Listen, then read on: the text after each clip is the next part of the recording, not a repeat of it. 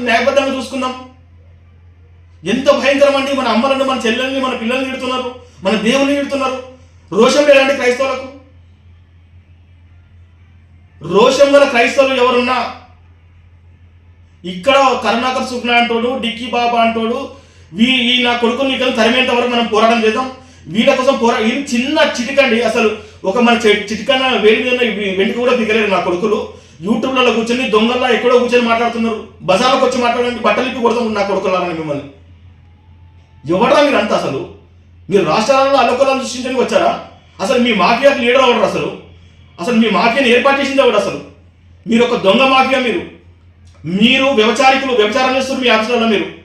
మీరు అన్ని చెడ్డ మాటలు మాట్లాడతారు, దేవుళ్ళ పేరు చెప్పి చెడ్డ మాటలు మాట్లాడతారు. అసలు నాయకులే కాదు. ఒక్కసారి బయటికి రా నా కొడుకు, శక్తి ఏందో నా బలం మీద మేము చూపిస్తాం నీకు. నువ్వు దొంగల